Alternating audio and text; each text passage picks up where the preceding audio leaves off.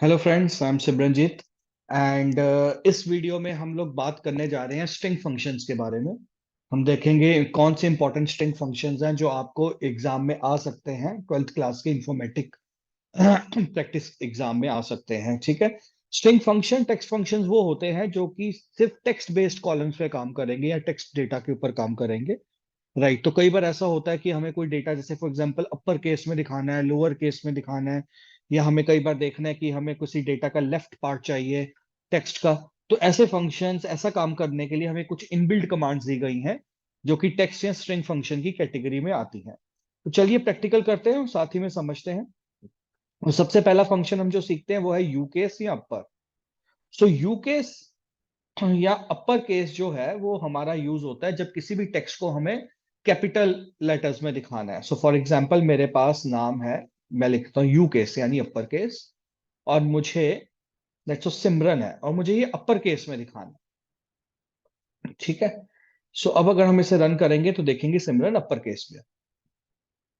ठीक है। So you case को आप अपर भी लिख सकते हैं, तो दो तरीके से इसे कर सकते हैं।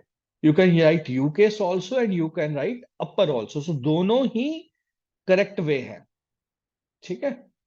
राइट। सो सामने देखिए सिमरन। ठीक है। अब अगर इसी कमांड को अब अगर हम लोग टेबल पे चला के देखें, सो लेट्स सपोज हमारे पास टेबल था एम्प्लॉय नाम से, इफ यू रिमेंबर। सो मेरे पास एम्प्लॉय नाम से एक टेबल है। ठीक है। अब जैसे मैं चाहता हूं कि एम्प्लॉय नेम जो है वो कैपिटल लेटर्स में दिखाया जाए, सो हम यहां पे लिखेंगे सेलेक्ट अपर और यू केस, आपकी मर्जी है, और इंप नेम फ्रॉम एम्प्लॉय। ठीक है। सो अब आप देखेंगे कि आपके जितने एम्प्लॉय नेम है वो अपर केस में डिस्प्ले होने चाहिए। सो लेट्स सी, हमारे पास यहाँ पे कोई मिस्टेक आ रही है। हाँ जी, फॉर्म फ्रॉम लिखना था हमने। सो अब इसे हम रन करते हैं तो आप देखेंगे अपर केस में आ गए। एक चीज याद रखिएगा कि कॉलम के नेम को सिंगल कोट में नहीं रखना। ठीक है। अगर आप कॉलम के नेम को सिंगल कोट में लिखेंगे तो वो उसके लिए वो वैल्यू है। देखिए उसके लिए वैल्यू हो गई। तो वो क्या कर रहा है, एम्प्लॉय टेबल में जा रहा है और हर एम्प्लॉय टेबल के अंदर जितनी रोज है उसमें इंप नेम उतनी बार लिखता जा रहा है। सो जो कॉलम नेम है वो आपको विदाउट सिंगल कोट लिखने हैं। राइट। तो इस जब विदाउट सिंगल कोट लिखेंगे मतलब ये कॉलम है, इसकी वैल्यूज को आपने अपर केस में देखना है। और ये एप्लीकेबल है बाकी फंक्शंस के लिए भी। कोई भी फंक्शन आप चाहे कर लो, टेक्स्ट न्यूमेरिक कोई भी कर लो, सिंगल कोट में आपने नहीं लिखना कॉलम के नाम को। सिंगल कोट में आपने वैल्यू लिखनी है, टेक्स्ट वैल्यू। जैसे हमने यहां पे लिखा, सो यहाँ पे मुझे कांस्टेंट लिखना था सिमरन, तो मैंने सिंगल कोट में लिखा, मतलब कि मेरे पास ये वैल्यू है जिसे मुझे अपर केस में कराना है। लेकिन अगर मेरे पास कोई कॉलम है जिसमें वैल्यू है तो कॉलम का नाम जो है वो विदाउट सिंगल कोट आएगा। सो ये याद रखना है। So this is an upper case. Same हमारे पास लोअर केस है। So you can use select lower है जैसे, तो lower emp name from employ. Right. So ये देखिए, सो लोअर केस में आगे सारे के सारे नाम। ठीक है। सो लोअर केस के लिए आप लोअर यूज कर सकते हो, आप एल केस भी यूज कर सकते हो। So L case stand for lower case, तो दोनों ही एप्लीकेबल है। ठीक है। Okay. Now the third function is one upper case lower case is done. Now अब थर्ड फंक्शन है मिड। मिड इज और सबस्ट्रिंग। ये यूज होते हैं जब आपको मिडल में से कोई वैल्यू चाहिए। So for example I will say select mid. मेरे पास एक वैल्यू है सिमरन, मैं चाहता हूं सेकंड पोजीशन से फोर वैल्यूज मुझे चाहिए। ठीक है। अब अगर मैं यहां पे रिट्रीव कर लूं तो आप देखोगे सेकंड पोजीशन इज आई। सो आई से ये फोर वैल्यूज रन कर रहा है, IMRA। सो ये आपका मिड है। सो मिड मतलब जब आपको स्पेसिफिक वैल्यू उठानी है किसी पोजीशन से, तो सबसे पहले आपको वैल्यू देनी है, फिर आपको बताना है कि कहां से पोजीशन से रिट्रीव करनी है, फिर आपको बताना है कितनी वैल्यू रिट्रीव करनी है। अगर आप कितनी वैल्यू रिट्रीव करनी है ये नहीं बताते, फॉर एग्जाम्पल मैं कहता हूं सेकेंड पोजीशन से, तो फिर वो पूरी लेंथ तक की वैल्यू जो है वो रिट्रीव कर लेगा। देखो पूरी की पूरी वैल्यू। सो ये दो तरीके हैं करने के। क्लियर। सो इसी तरह से एक और फंक्शन हमारे पास आता था सबस्ट्रिंग। ठीक है। तो जैसे मैं यहां पे लिखूं सिमरन सेकंड से फोर्थ पोजीशन। और अगर हम इसे रन करें तो देखिए सेम आउटपुट। सो आप मिड फंक्शन भी यूज कर सकते हैं और आप सब स्ट्रिंग फंक्शन भी यूज कर सकते हैं, दोनों फंक्शन सेम काम करेंगे, याद रखिएगा। अब देखिए लेट्स सपोज अगर इसको मैं एक टेबल पे चला के देखूं, तो सेलेक्ट मिड, मैं चाहता हूं जितने भी एम्प्लॉय नेम है उनके सेकंड पोजीशन से 3 वैल्यू रिट्रीव कर ली जाए एम्प्लॉय टेबल में से। ठीक है, सो आप देखेंगे,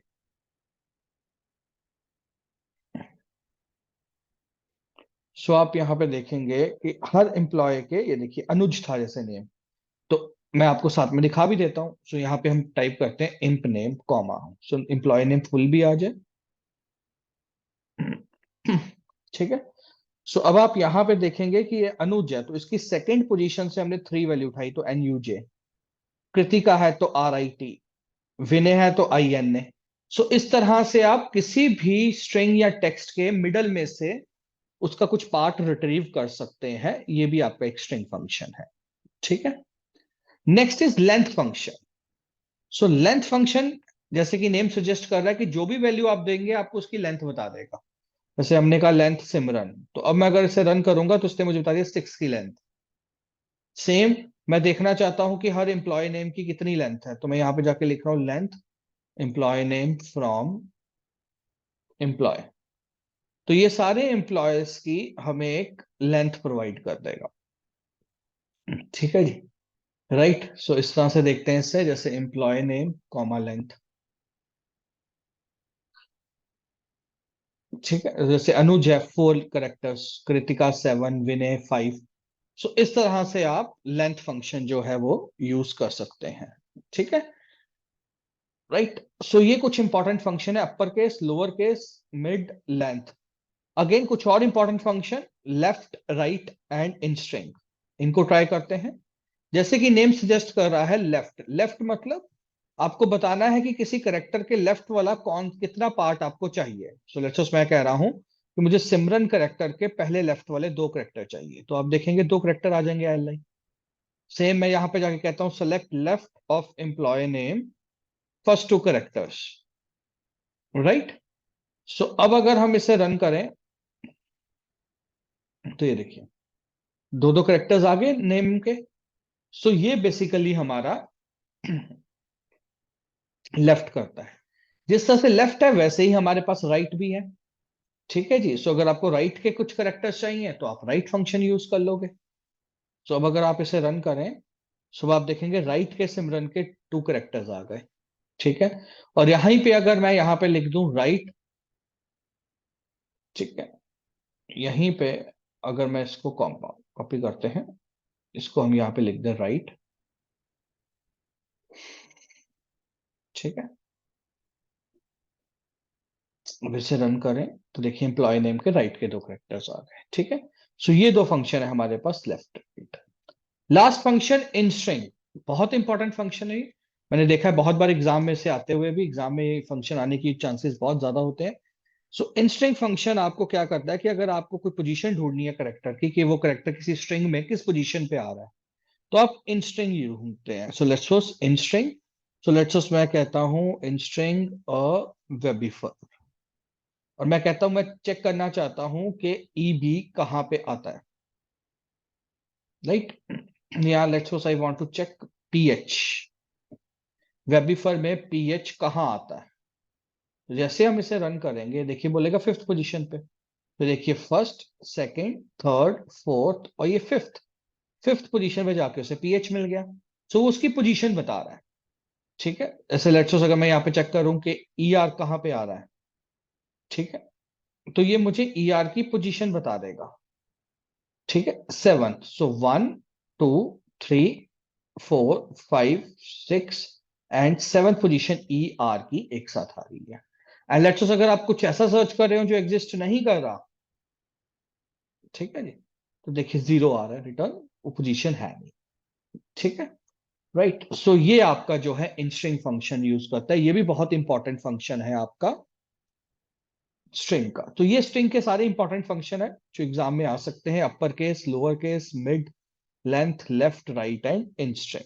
ठीक है जी, तो ध्यान से इस वीडियो को देखिए और कोई डाउट है तो आप कमेंट बॉक्स में मुझे बता सकते हैं। So thank you very much.